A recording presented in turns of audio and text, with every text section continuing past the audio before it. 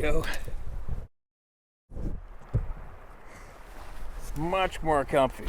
It's like actually sitting up at a desk now.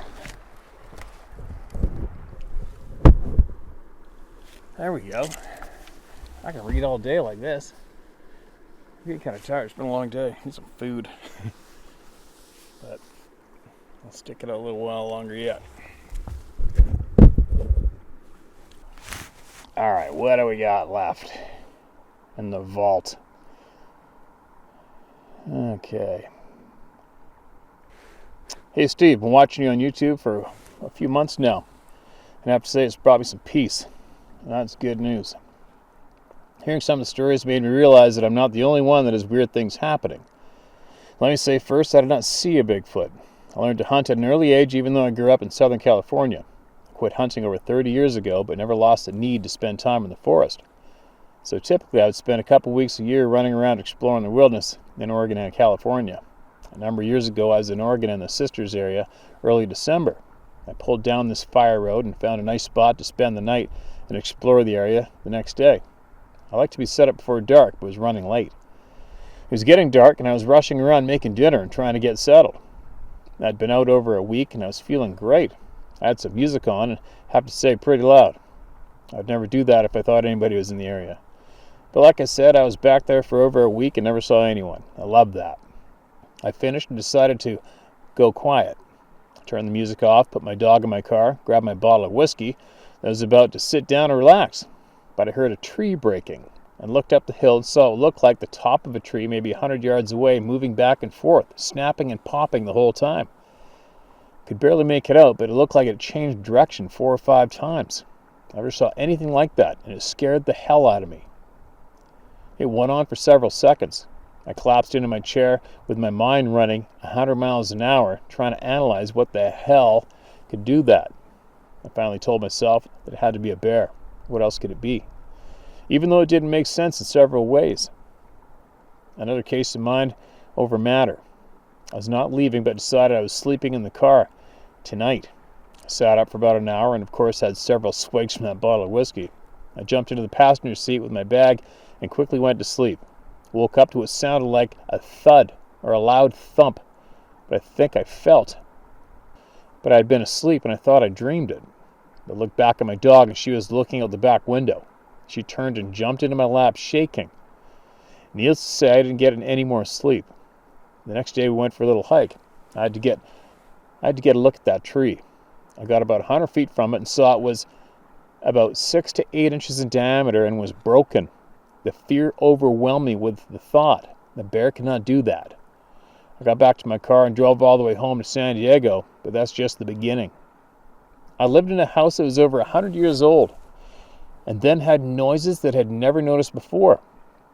And 2 times had little lights like lightning bugs. Now I know as orbs, but really didn't want to put too much thought into it. I'm Christian and believe it's like playing with a Ouija board. You never know what you're going to get. Let's fast forward 9 years and moved into a senior community that was built in the 60s. There's been a lot of people in death in these places. Been here for about 10 months. I wasn't here a week and I thought I saw something out of the corner of my eye go behind a pair of boots about 6 feet away from me.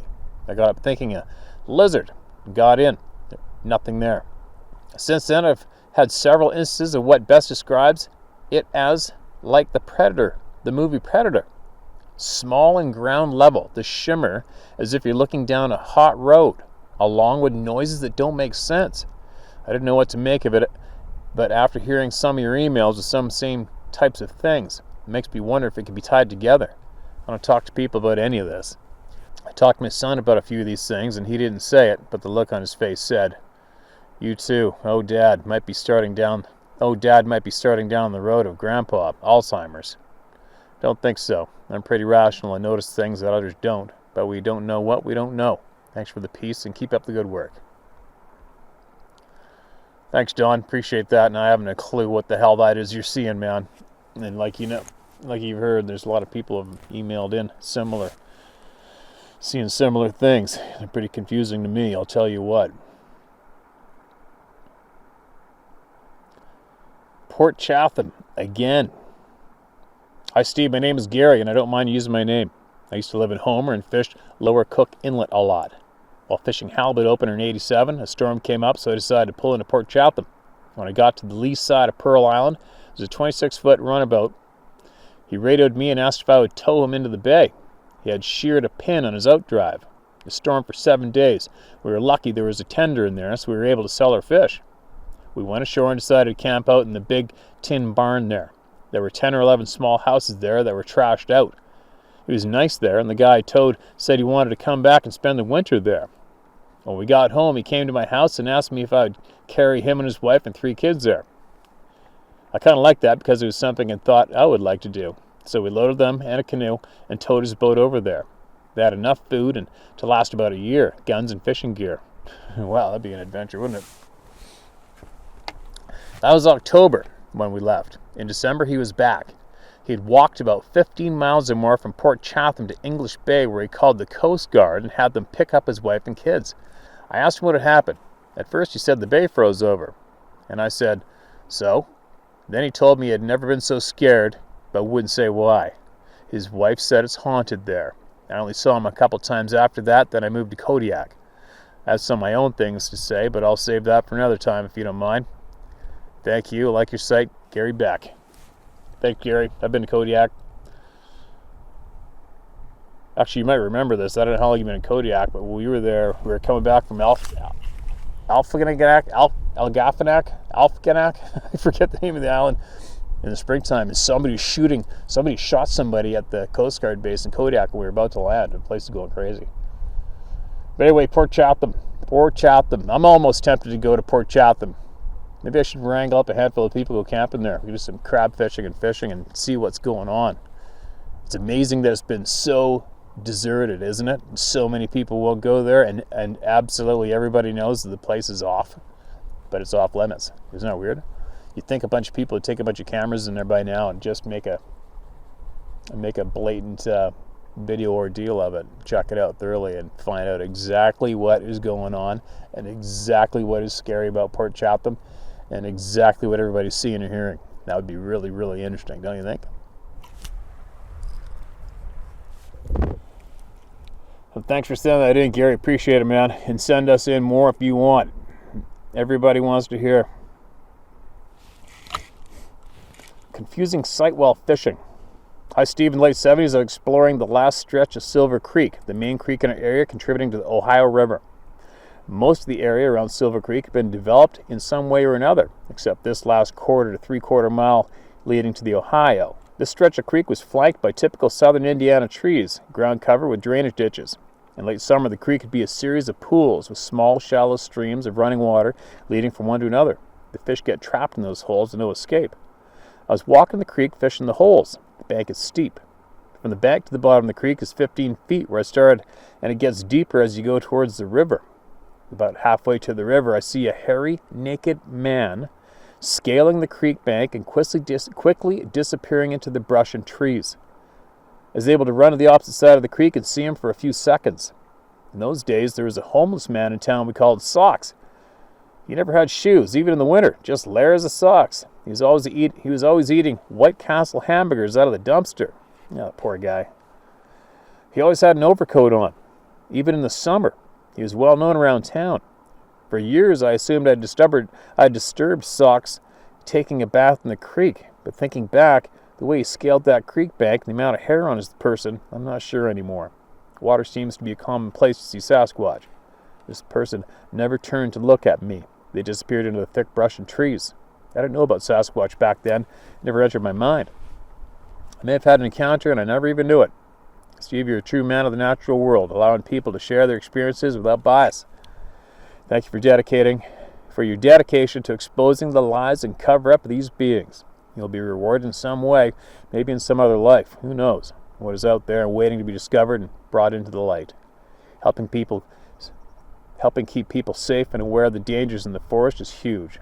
Helping people like me get back and reevaluate past experiences is powerful. You reach so many. Thanks again, Mike Phelps, not the swimmer. LOL. All right, Mike, thanks a lot for that email, man. Sure sounds like you must have seen one of those things, doesn't it? Fits the description and the reaction of the thing perfectly. So many messages. So many of you out there. Us. Just so many people. All right. What do we got? Steve, what I'm about to share with you occurred approximately in the late summer 2017 in Northeast Washington. My family and I like to camp in a small 100 by 20 yard mountain meadow alongside a creek running through a cedar grove. This is the highest up dispersed camp spot of the particular water drainage. On the second morning of camping, while my wife and 2 kids walked down the meadow, I was cooking and heard 3 distinct knocks in the wood very close to the camp. I looked around for a woodpecker, but could see and hear nothing else, so dismissed it. Later that night, my kids roughhoused in the camp trailer and we all went to sleep. I had tied my small dog up to the front of the trailer and had opened up the trailer side tilt-out windows before going to bed for the night. At about 4 a.m., I woke in my bed. It was that time of morning that it was gray out, and I was wondering why I woke up. I laid there for about 10 minutes listening for my dog, birds, anything, but I could hear nothing outside. I then distinctly heard a large 20 to 30 pound boulder being thrown into the 1 foot deep creek below the trailer about 20 yards away. You could hear it strike another boulder underwater. I then grabbed my pistol and listened for another 30 minutes. Until it got a bit lighter out, and then I went outside to check my dog. She would not come out from underneath the trailer, and I had to drag her up by her cable. Fast forward another year in the same location. We had parked our camp trailer at one end of the meadow, and the trailer door was 10 yards from the bush, with the campfire right behind our trailer. I'd placed a kerosene lantern on the pole between the fire and the camp trailer door. My wife and 2 small children had just gone to bed, and I was talking with my older stepfather, who had come up to camp with us. While I was looking at him, we both heard a loud grunt/huff and foot stomp not 20 feet from us, coming from the direction of the bush. I instantly grabbed my SKS, which was hanging on the tree next to me, and my stepfather had a spotlight, which he had turned on and swung around to where the noise originated from. I had the rifle loaded but had not chambered around. So, being left-handed, I placed my right hand on the bolt but did not track it so I could listen. We both then walked closer to the bush, which was dense, but you could see into it in spots. Behind the bushes, the terrain climbed sharply, and the weather had made the leaves dry. We could see and hear nothing. But I had expected something elk or moose-sized to be there. Nothing was there. After looking from the meadow into the bushes for about 30 minutes, Steve, beyond this camp spot up the creek is the last valley. What? Steve, beyond this camp spot up the creek is the last valley before the peak of the mountain. I know something lives in there. As I think you mentioned before, the natives attributed certain things to Sasquatch, including the word humbling, that they are, and I also suspect they can determine our intent. As far as my intent, I think of the Sasquatch as in the same situation we're in, but I think most people do not understand that. Let me explain. I recognize that the majority of the people as a group are preyed upon by a smaller group of people who are crazy, sociopathic, psychopathic, call them what you will. In sum, that smaller group of people prey upon the unknowing majority of humans. The last thing this dangerous minority wants is for the public to understand that. For if the public did understand that, then they would come to the conclusion that they must become the predator themselves and not remain the prey. I suspect the Sasquatch people already understand that fact, and I would not put it past the powers that be to exploit the Sasquatch people's abilities in order to maintain their control over us. As my good partner, an Alaskan guide, used to say, the possibilities are endless. Best regards to you and your family, Caseman Theodore Thompson. Mr. Thompson, thank you very much for that share, man. Appreciate that. I hope I read it smooth. I'm getting a little tired. It's late in the day. I tend to screw up my reading sometimes when I get a little tired and hungry. Hi, Steve. I'd like to thank you for doing what you're doing. It looks like all your videos take place inside of a Bob Ross painting. How frickin' awesome that must be. I stumbled on your website one day while watching grizzly stories on YouTube. Been watching ever since. I spend quite a bit of time in the woods. I'm an avid archery hunter and enjoy fishing. I'm in my 40s and live in Pennsylvania. About 10 years ago, on the last day of spring gobbler season, I was on top of one of the mountains that overlooked a large hollow.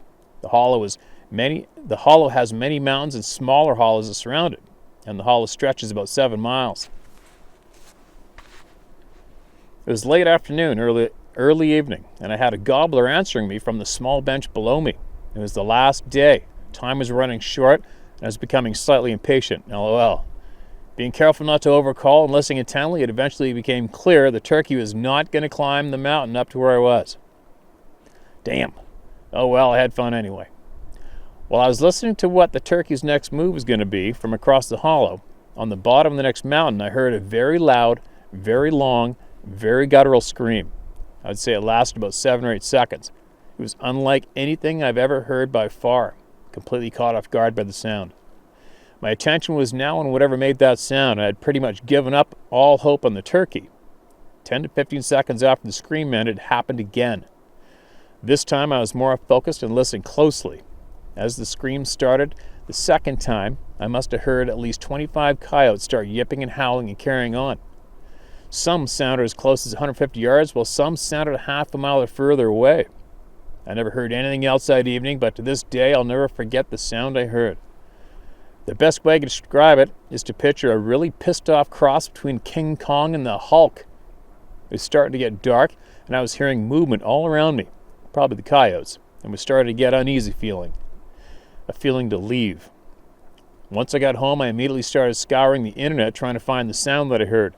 The only thing close that I found was on a Sasquatch website. I was sure there had been a better explanation of the sound I heard than that. I only told a handful of friends and family what I heard and what happened that night. It was pretty clear I wasn't going to be able to tell more people than that because some of my friends and family thought I was crazy. One of the people I did tell was my uncle. Fortunately, he didn't laugh. He was pretty excited and curious and wanted to explore further. There's a small native trout fishing stream that runs up through those mountains, and I said that we could go take the fishing rods for a long walk and make a day fishing. As I said, I enjoy fishing and didn't actually expect anything unusual to happen again, so we went. We were several miles up the stream. I'd fish some holes ahead of my uncle, and then he would go around me and do the same over and over. He was maybe 50 yards out ahead of me, just out of sight, when I saw him heading back my way. He said, "That's as far as I can go. You can go further if you want, but I won't go any further than this." I, of course, asked why. I just had a really strong feeling come over me that said we can't go any further, we shouldn't be here. I myself didn't experience this feeling, but I understood and I agreed to head back. Just as soon as I was finished fishing the one small hole I was at, he agreed and waited a few minutes for me to finish up, and he asked me, "Do you hear that?" I said, "No, I don't hear what?" He said, there was again. I couldn't hear anything over the current of the small stream I was standing next to. I moved away from the stream about 10 feet, and then I did hear it. It was nothing like the sound I had heard while turkey hunting. This sound wasn't very loud at all, and it was higher pitched and softer. We heard the softer sounding whoop sound 5 or 6 times, coming from 80 to 100 yards away from the base of one of the mountains along the stream. The bottom around the stream was pretty thick and hard to really see anything very far away, so we only heard the sound. We didn't see anything. After we heard the final whoop, me still thinking it had to be some type of bird that I'd never heard before, we heard the cracking sound of a tree breaking and crashing to the ground, and it came from the same spot as the whoop. It couldn't have been a huge tree or we would have seen something. We only heard it. Either way, that was enough for both of us, and we proceeded to head back to the vehicle. Several weeks went by, and I still didn't tell anyone else what happened. Then I got a phone call from an old friend who's completely unaware of my recent experiences. He asked me if I was interested in going fishing with him. Sure enough, to the same place my uncle and I had been several weeks earlier. My response was this: "Sure, I'd love to go up there. It's always a good time, and you never know what might happen." He says, "You're telling me. The last time I was up there, something was throwing rocks at me from up on one of those banks." I was beside myself, stunned. He told me his story. I shared mine. It turns out his experience and mine both happened in the same spot along the stream. I'll let him share his story with you if he wishes, not mine to share. Note, we did go fishing, had a great time, and had no incidents. Now it's mid to late summer, and I got another phone call, this one from my dad. He being one of the people I shared my experiences with that didn't laugh at me. He tells me about a fellow that he works with that just happens to own some ground at the top of one of those mountains I spend so much time fishing below. He said he'd been riding his ATV out on his land and saw several big trees that he had previously cut down for firewood. all standing up, leaning against another big tree, a giant teepee shape. He said they were too big for anyone to move them without some sort of heavy equipment, and there was no evidence of anything like that on his island, on his land. That's all I really know about that. Nothing strange or out of the ordinary had happened to me ever since then until this past archery season. I was going to go way off the beaten path. That's what I do. Driving my Jeep down an old logging trail, miles from civilization and probably 40 miles from that range of mountains that had the unexplained experiences years ago, when I saw a small blue light flying down the bank through the mountain laurel from my left. It was lightning fast and seemed to disappear right in front of my Jeep. It was still an hour before daylight, so it stuck out being so bright. It all happened so fast, probably only saw it for 1 or 2 seconds, just enough time for me to slam on the brakes so I didn't hit whatever it was. Then it was gone. I was perplexed as to what it was, but I was anxious to get to my spot, so I kept driving. A mile or so further down the trail, I saw it again, but this time it was on my right side and appeared to be up in the trees. Again, I only saw it for a second or two before it was gone. I thought about those lights for a few weeks before I convinced myself they had to have been a reflection on my windshield from the lighted nocks I had in my arrow quiver on the back seat. But the more I thought about it, the arrows were on the passenger side back seat the entire time. There's no way the reflection would be on the left side of the windshield one time and all the way on the right side the next time. I have no idea. Coincidentally, I did harvest a nice buck that morning. Perhaps the lights were a good omen. Who knows? Thanks again, Steve. I'm really enjoying watching your channel. I'm actually waiting/hoping for the answer to why we're not being told the truth. I wish you the best and all the luck in the world. P.S. I remember a few years back watching a video that I've heard you mention of a female archery hunter that filmed a predator-like semi-invisible being. Watched her in the woods. I cannot find that video anymore. It's like they have removed it somehow from the internet. Am I crazy or is this video really gone? Thanks again. Please don't share my name. All right, man. Hope I didn't share it in the beginning. So I'll find out once I start at it. But thanks for sending that email in. I haven't seen those lights. No, I had weird lights reflect whatever I had on my trail camera photo that time. What, last year? Year before last? But I haven't seen any lights in the timber myself, and I've been in the timber a lot. But it doesn't mean that they don't exist. It just means I haven't seen them, but thousands of people have seen these lights. Isn't that bizarre? I don't know what they are, man. But anyway, it's time for me to get my button gear. Lots to do.